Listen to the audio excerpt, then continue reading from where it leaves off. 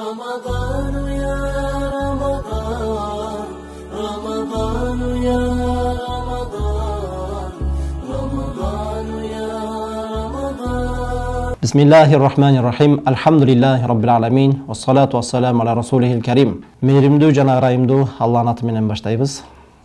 Алла Таалага мактоо айтканыбыздан кийин, пайгамбарыбыз саллаллаху алейхи вассаламга салават жана салат айтканыбыздан кийин мана мубарак айда турабыз.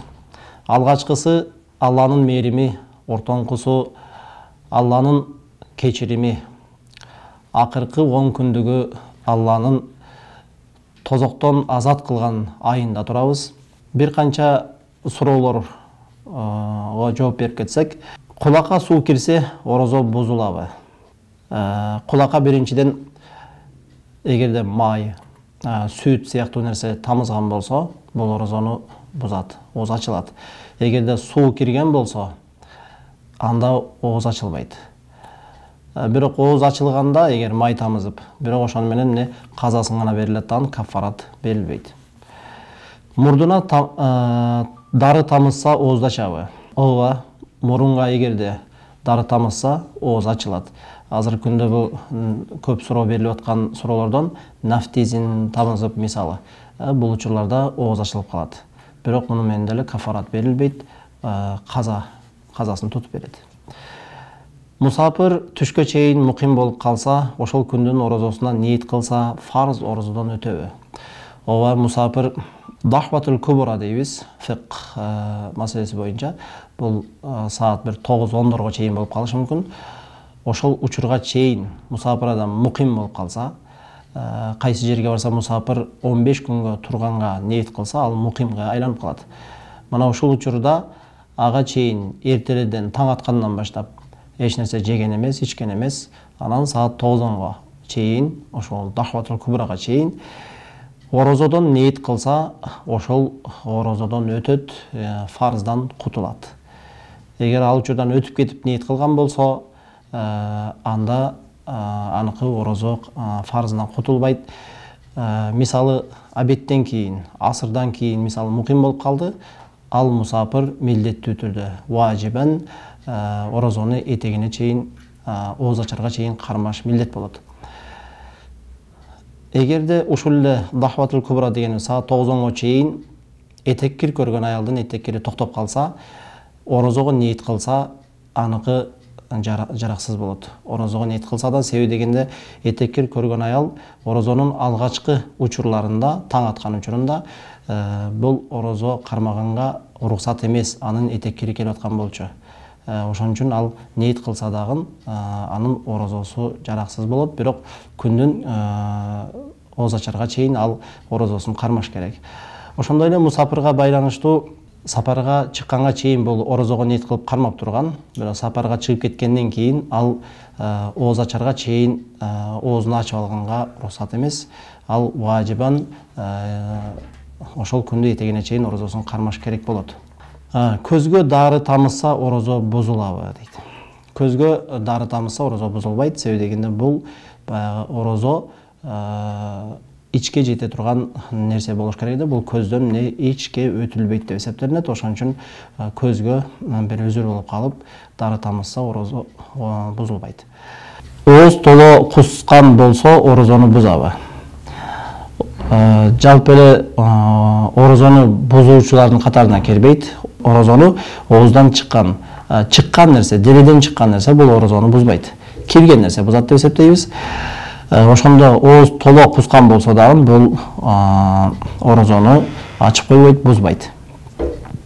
Бирок ошол оозу толо кускан болсо, ошондо жанагындай химмаса нокот өлчөмүндө ичине кетип калса, же атайлап жутуп алса, мында ооз ачылып калат.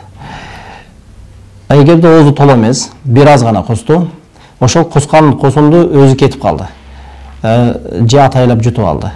Эгер өзү кетип калса, ооз ачылбайт. Эгер атайлап жутуп алса, имам Мухаммад рахмануллахтын пикири боюнча оозду ачып коет. Үкөл орозону бузабы? Үкөл бул азыркы кадая масара дейбиз, жаңы маселелерден. Мурда үкөл болгон эмес, 100-200 жылдын арасындагы болуп аткан пайда болгон маселе. Бул өкөлдө Египеттин мурдагы муфтиси Мухаммад Бахит ал-Мутаинин пикири бар, Шахиди Шам Рамадан Бути рахмауллахтын пикири бар. Булардын пикири боюнча өкөл оозду ачпайт. Себеби дегенде оозду ачыш үчүн, яны манфазыл муътад, адаттагы жерден ичке бир нерсе кирген болсо, тамак аш же дары дармек кирген болсо, мына ушул нерсе бузат. Адаттагы бул биздин оозубуздан же мурду кулагыбыздан кирген болсо, ушул нерсени адаттагы кире турган жерлер. Ушул жерден эгерде кирген болсо, ичибизге бир нерсе жетсе, бул орозону бузуш керек эле. Ал эми өкөл бул теринин астына берилгендиктен бул ичке анын байланышы жок, өтө турган түтүк жок деп эсептелгендиктен ошол нерсени негиз кармап өкөл алган өкөлдүн кандай түрү болсун оозду ачпайт деп келишет. Бирок такыбалыкка ооз ачкандан кийин же ооз жабарга чейин өкөл алган жакшы. Себеби кандай болсо да бул дене ошол өкөлдөн манфаат, пайда алып атат. Боюнда бар бала эмизген аял оозун ачып алса болобу? Ооба, бул да суроо көп болот. Боюнда бар учурунда же эмизип аткан, бала эмизип аткан учурунда аялдарга эгерде орозо кармаса, денесине бир алсыздыкты сезсе, же баласынын сүтү азайып кетсе, анда оозун ачып алса болот. Бирок ошол нерсени бул аялдардын өзүнө ташталат. Ошол нерсени тажрыйбадан өзү сезиш керек. Ошол галабаты зан деп айтылат. Көбүрөөк көмөнү зыян болуп калар экендиги анык болсо, же врач, мусулман врач ага эгерде сен орозо кармасаң, сен өзүңө же балаңа зыян дей турган болсо, мына ушул учурда оозун ачып алып, орозодон кийин казасын тутуп берсе болот. Орозо питир качан берилиш керек? Орозо питир Рамазан айы киргенден баштап берип баштаса болот. Бирок важип учуру, милдеттүү түрдө бериш керек учуру бул айттын таңы атканда. Орозо айттын таңы атканда ошол учурда бериш милдет болот. Намазга чыкканга чейин берип коюш, орозо айт намазына чыкканга чейин бул орозо питирини берип чыккан болсо, бул мустахаб. Бирок эгерде айт намаздан кийин деле бербей унутуп калган болсо, анда бул мойнунан сакыт болуп калат деп эсептебейбиз.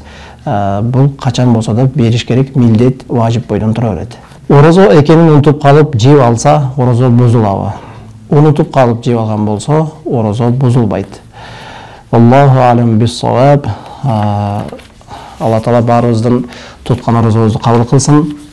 Орозо учурунда кылган ибадаттарыбызды, окуган намаздарыбызды, тарави намаздарыбызды, хатмы Курандарды баарын Алла Таала өзү кабыл кылган болсун.